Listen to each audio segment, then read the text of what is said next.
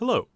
This presentation is on the Korean Catholic Church's views on North-South division, unification, and conflict. So, the Catholic Church observes June 25th in Korea as a day of prayer for national reconciliation and unity. And this is actually connected to a institutional section of the Catholic Church in Korea, and that's the Bishops' Conference for National Reconciliation Committee. Right, so there's an actual organization that's within the Catholic Church that is in charge of that. And historically, this actually grew out of Catholic institutions' relations to North Korea and those institutions related to North Korea. And in 2023, we have the 73rd anniversary of the beginning of the Korean War, which is, of course, on June 25th, and the 70th anniversary of the armistice. So there was an attempt by some of these institutions and by various people within leaders within and kind of opinion makers, influencers within the Korean Catholic Church to try and place a greater emphasis on peace, to trying to come up with a permanent peace. And of course, there's also associated ideas with that about conflict and about unification and so forth.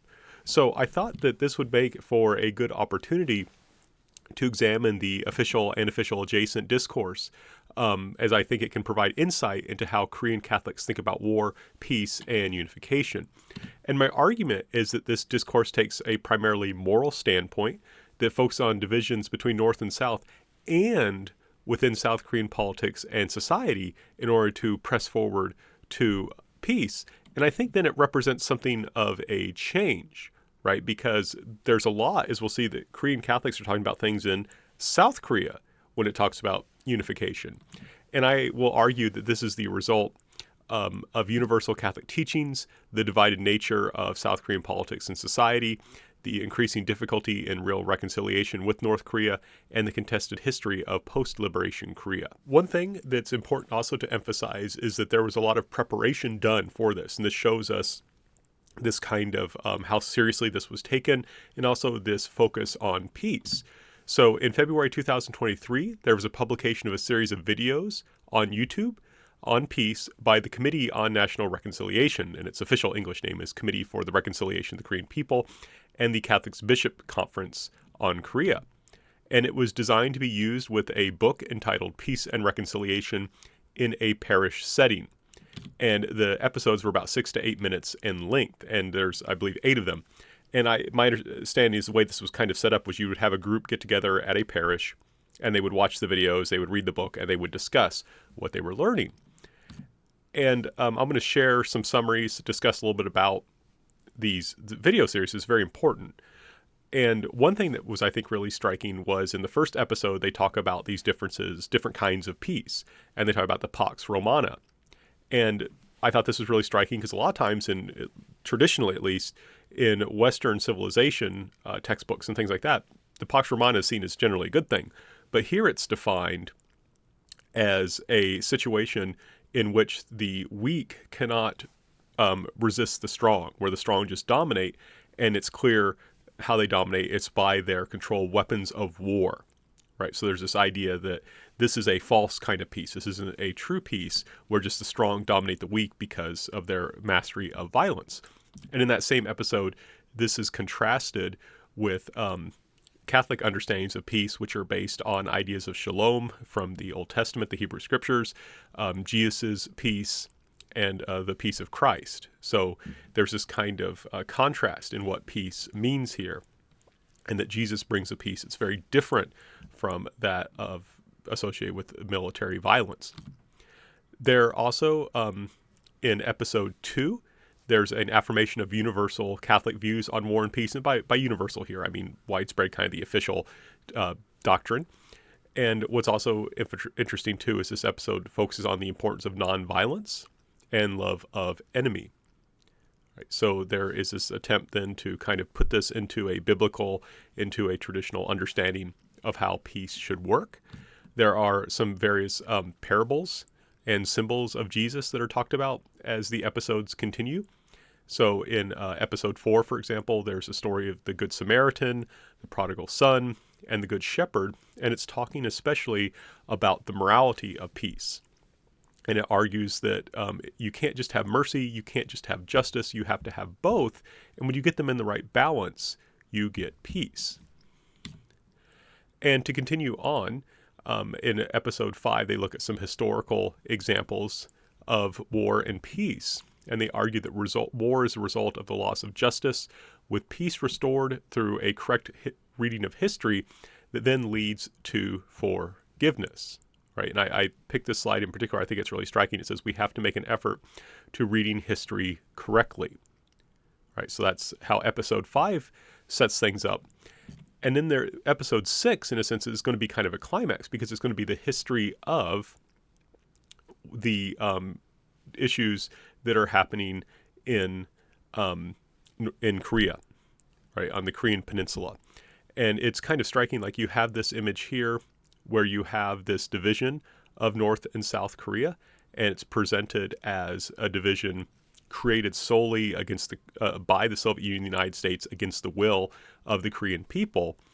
And there's this attempt then to make it clear, though, that this is not representative of the Catholic Church. The Catholic Church and the Western priests, who were the leaders of it at this time, were very much against this, that they were praying for unification, that this was something that they saw as highly problematic. So there's this kind of interesting balance here, where they're critical of outside forces in the forms of government, but are more positive towards the Catholic Church itself.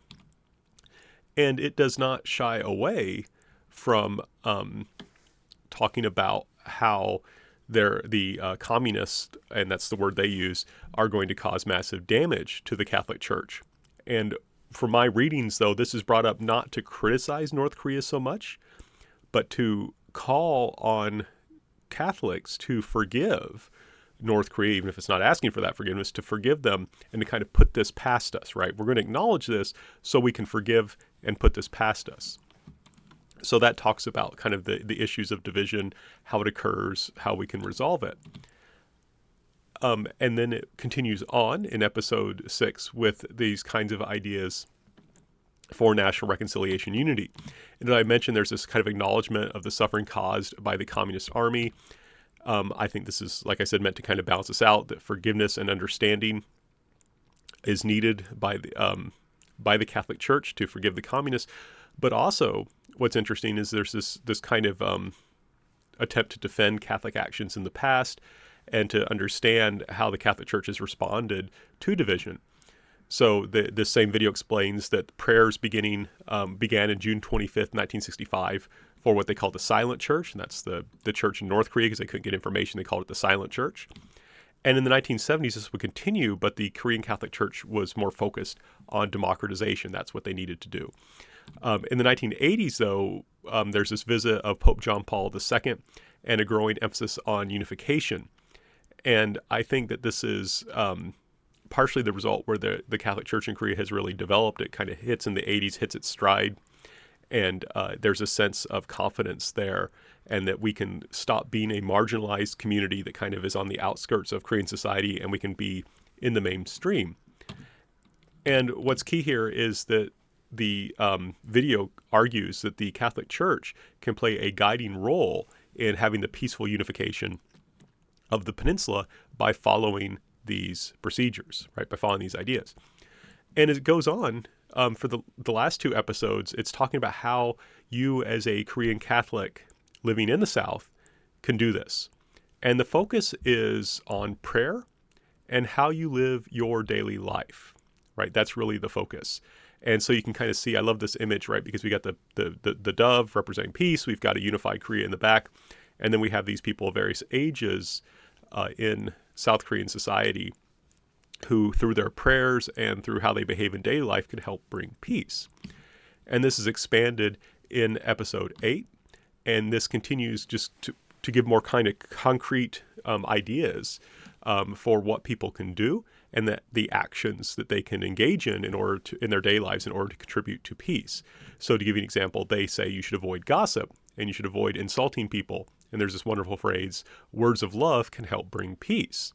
And there's this really broad understanding of the peace. There's an emphasis in this video on building peace within the family, on building peace in the environment, and on building peace with labor, right? And you can see there the respect for labor is the beginning of peace, or peace begins with respect for labor. And one thing I thought was really striking is that you have this very broad view of peace, but there's a rejection of the idea of what they call security first, drawing on Pope Francis. So it's interesting because the military shows up again, and all throughout this video series, the military, it's not that it's hypercritical of the military, but it's always presented in a kind of negative way, right? Like it doesn't talk about the positive role that a military could play in peace. It's more focused on when there's too much emphasis on the military. So that gives you an idea of how things are being prepared. Like I said, this starts in February. And then the day of prayer will be announced. Early June is when it's going to be announced. And there's two groups that do this, committees. One is the Committee for National Reconciliation, and the other is the Committee for Peace and Justice. And I think that shows how there is more of an emphasis on a domestic audience here.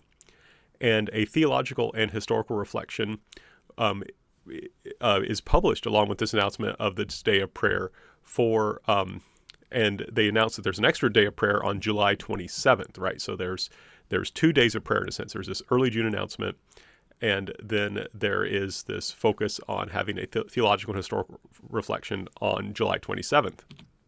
And this is interesting because it does wade in more into direct Korean politics.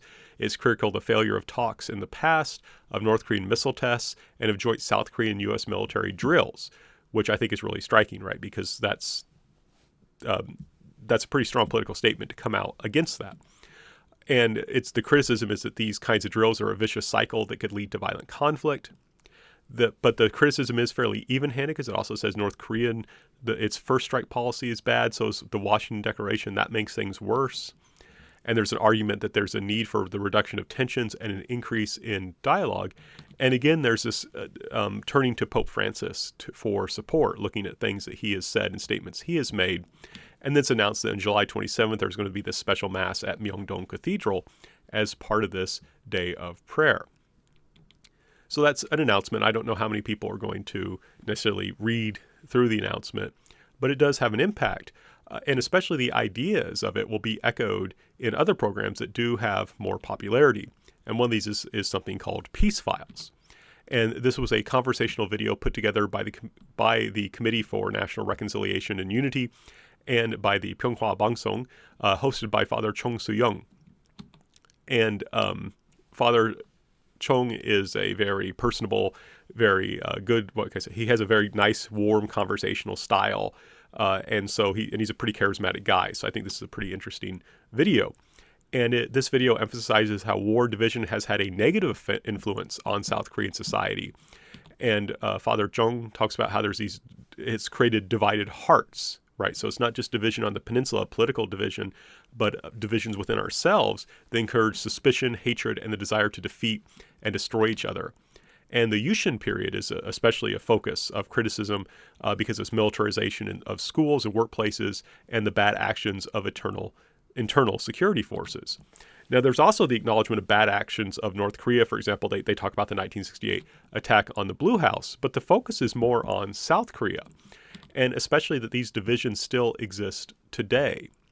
And Father Chung's solution is that it's necessary to follow Jesus and pledge to forgive, love, and live lives according to the gospel. So there's this kind of emphasis on personal action in your daily life. And he also argues that there needs to be a change of consciousness, and that can lead to peace, to a peace system, in his words, and to unification. Now, what's interesting also about this is all throughout the 8 video series I mentioned earlier that was put out in February and Father Chung's show, you'll see they don't mention them directly, but you'll see images and videos of the Korea Peace Appeal. And this is a secular organization which has official membership by some Catholic organizations. And a lot of the images they use are of nuns. And they will hold up various signs, and some of them do take specific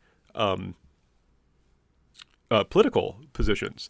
And I found this very interesting because it's there, but it's not explicitly recognized.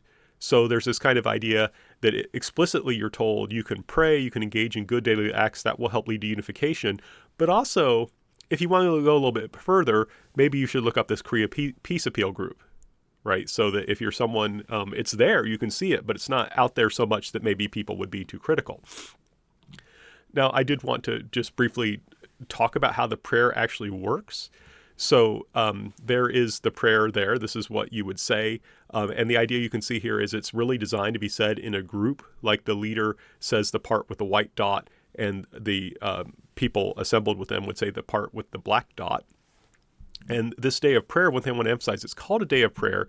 You can really think of days of prayer because there is a lead up. It's actually a novena. And a novena is like a 9 days of prayer that culminates on the 9th day. So you would start before June 25th. So to show you, the day of prayer actually begins June 17th and lasts till June 25th. And it was asked that people pray that prayer at 9 p.m. So they'd be praying it together. And different parishes and dioceses might have groups that would assemble together to do that. And each day is associated with a particular prayer intention. So, for example, the first one is we should repent in order to have peaceful unification. The second one, let's pray for world political leaders. 3, let's pray for denuclearization of the Korean Peninsula in a world without nuclear weapons, and so on and so forth. And so you would have those special prayers.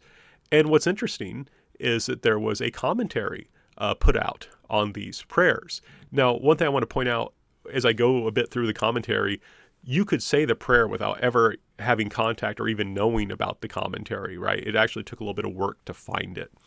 But I think it's one of those things that it's kind of set up so that if you're really, really interested, you can find it. And the commentaries are interesting. I'm not going to go through it. There's one for all 9 days. It's a very long document. But in it, there's some critiques. There's Pope Francis will critique Vladimir Putin's invasion of Ukraine and criticize other leaders for their failure to stop it, saying it shows their cowardice and powerlessness. And I think there's kind of a tension there because we've seen the military kind of presented negatively, but I don't know what could have stopped Vladimir Putin other than military power. There's a criticism of the emphasis on weapons and sanctions, and they're seen as an obstacle to peace. One thing I thought was really striking was that there's a statement that maybe North and South Korea should mix their systems, and that should be followed up with Catholic evangelization of both parts of the peninsula, which I think is a very striking thing to argue for. South Korean society is presented as a family in which the children are scarred by violence, causing conflict, so a very, very harsh critique of South Korean society. And the cause of such problems are because people who are comfortable with a system of division, they're the ones who are really at fault with this. We could overcome division if it weren't for these people, and they are supporting a system of division because of their power position and security depends on it. And again, I thought that was a very strong statement. At the same time, there's this argument that prayer can create people who are willing to work to overcome these difficulties. So far, these are all very strongly kind of theological views that we're looking at. We have kind of a priest or other authority figure kind of telling us this is how we should view this. I wanted to look at some the Catholic news in the week before June 25th. And I thought that they had some interesting human interest stories that can give us a little bit more of understanding how Catholics are understanding this. And one that I thought was particularly interesting was this one about a South Korean man who runs a home for North Korean refugee minor boys. So these are boys who, for whatever reason, somehow got to South Korea but don't have parents there with them and need someone to take care of them. So he works with other people to create a group home. And it's a very nice, very hopeful kind of human interest story. Another one of these human interest stories was about an American Catholic priest, Reverend James McGinn, and the parish that he helped take care of, which is in South Korea, but was overrun by North Korean soldiers, and he was killed. And it says here, right, by the communist, which I thought it's interesting, is that tends to be how they phrase it, is it's the communists who did this.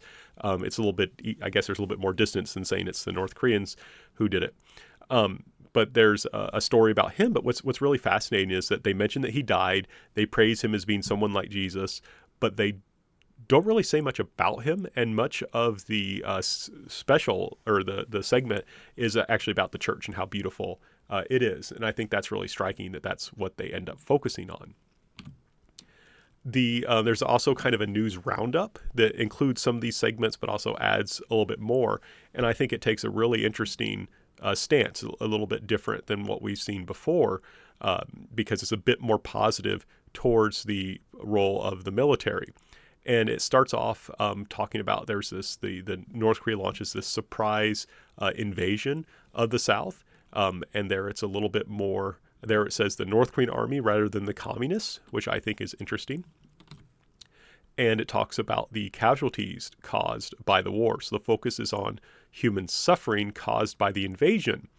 And what's really striking then is then they talk about the Christmas miracle, the Hungnam evacuation. And one thing I want to point out, this is especially dear to Catholics because the captain of the Meredith Victory, one of the ships that played such an important role of getting refugees out, was a devout Catholic and would actually become a Benedictine monk after the war. So, but what's important, what I want to stress here, is that you see the outside, in this case the Americans, who were before criticized for their role in division, as playing a positive role, as rescuing refugees, right? And there's an implication that the military is also helpful. And you can especially see that in this image talking about the kitty car lift with the movement of orphans here to Jeju Island. That is praised. And there it's this, you can see that these two figures here clearly in military uniforms. So this is a bit more complex because here we see the military playing a positive role here. And it's interesting because this is, there's this kind of connection to the war in Ukraine, and it talks about the suffering of kidnapped or of children who are in Ukraine. And it's interesting because there's this kind of connection here where the children are saying, we don't understand why there's a war, why are people fighting, and so on and so forth. And I think it's one thing and there's this kind of comparison drawn between the you have the Ukrainian child on the left, and then you have the Korean children on the right, and you can see in the right there's a Westerner, presumably in a military uniform, again, presenting it in a more positive way. And what I think is interesting was, even though we see this video that says, earlier, it says we need to have a correct understanding of history, and that will come up, there really isn't much of an effort to talk about history, right? These are basic questions that if we want to understand why there's division, we would need to ask these basic questions about history and answer them. But the question here is kind of asked, but it's never really answered. And I think that's one thing that really struck me was how history is so important to understanding the conflict and division. And I would argue, if you understand the cause, that can help you come up with the cure. But that's just, it's not there. And I think that's interesting. And these, I was talking about these kind of human interest stories that are fairly easy to follow and understand. I do want to point out there was also a symposium that was talked about in the Catholic News that was very, very detailed and deep in their analysis of what was going on. And I just want to just give you a sample to give you a sense of just how theoretically deep this could get, where this Professor Kim Song-kyung argues in her presentation that division is caused by a rise of neoliberalism and a new Cold War that led to a decline of virtues and norms, creating a system of anomie. And I thought that was really striking. And they were talking about that on the Catholic News. So they're also giving some fairly deep analysis. So on the actual day of prayer, in a sense, the major focus was on the Mass that would take place at Myeongdong Cathedral. And that was led by Archbishop Chung Soon-taek, who is Archbishop of Seoul. So he's kind of the leader of the South Korean church in that sense. He also is in charge of Pyongyang diocese. He's kind of serving, if there was unification, he'd be the one that would be in charge there until they can get things sorted out. And he talks about what's interesting in his homily. He talked about history as a kind of burden. And in looking at the divisions in North and South Korea, there was a need for forgiveness and prayer. Right. So it's interesting because he talks about history, but he says also we can't let the wounds of memory hurt our future. Right. So there's a sense of forgiving and forgetting helped on by prayer that's necessary here. And I thought that was, again, kind of striking. That maybe helps us understand why there's a shift away from history. And what I thought was also interesting was that he recognized the current difficult situation of division of military conflict, political conflict in Northeast Asia, but avoided more concrete criticism. So he didn't come out and say, we need to oppose joint South Korean U.S. military drills or anything like that. But he does talk about how it is important. You can see from the captions down there that the importance of not trusting in the military and weapons, but instead we need to restore trust in each other. His speech was discussed in the video, or in the PBC News that appeared after the day of prayer, and they talk about that. And what's interesting, they especially focused because he talked about divisions in South Korean society. He talked a lot about divisions about gender. He talked about divisions among age groups and about occupation. And I thought that was really striking that he would do that. And the PPC News coverage really focused on that. And what was interesting was they actually had Korea Peace Appeal again presented, and they talked about how the Diocese of Uijeongbu was trying to drum up support for their signature drive to get people to sign up to have a peace, basically to have a peace treaty formally ending the war. And this was about the closest they got to an actual full-scale Catholic endorsement of this organization that I could find. Now, I do want to point out also there were if you were a mass goer in Korea, you can get a church bulletin, and that has the news. And if you're familiar with churches in the United States, it's the same kind of thing. The one key difference is that in Korea, the bulletins are done by diocese, not by the local parish. And the parish can add a paper if they want, but it's the entire diocese. And a lot of the themes were the same, and I don't want to spend a whole lot of time going in them because they were so similar. But what I thought was striking was the bulletins that I looked at kind of had this idea that people are not interested in unification like they should. And we're encouraging people, hey, you should care about unification. I didn't see that as much in the other sources I was looking at. But here it's interesting. The people who are closest to your average Catholic in the pew are saying, hey, we need to care about this. And that shows how there's a waning interest in unification. The military diocese I thought was particularly interesting to look at. They also have a bulletin, and it was just interesting because it was a shorter column, and a lot of it was actually not spent directly on unification. It was looking at different Korean dramas and movies that were made, and there's just not a lot there. And I got the sense that they weren't into it that much. Again, maybe because the military doesn't have the most positive presentation in these materials we've seen. And what I thought was striking was that they chose on that Unification Day of prayer, they chose to have a short article celebrating Father Emil Kapan, an American Catholic chaplain who died in Chinese captivity, basically died from the suffering he endured trying to help American POWs. I thought that was striking because they slipped in a pro-military view. Now, there was, of course, another Mass and observance for July 27th. But despite efforts to kind of build an interest in it, there just wasn't as much going on, despite hope. Bishop Peter E. Ki-hon, a member of the Committee for National Reconciliation and a native of Pyongyang, would lead a Mass in Myeongdong Cathedral. So it did have official support. It just didn't seem to create the same amount of buzz, despite it being the 70th anniversary.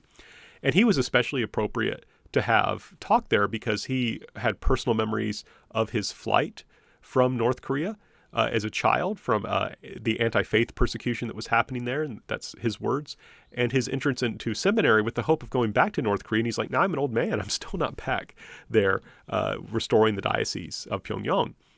And he talked about his entrance into a North Korean embassy in China and his effort, as part of an effort to get a visa, and how nervous he was to see the North Korean flag and the image of Kim Il-sung.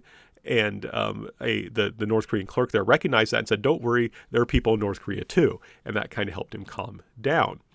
And he did engage in some concrete political critiques. He talked about the failure of the 2018 Hanoi summit, and he did not like the election of President Yoon Suk-yeol, saw that as dangerous to unification projects.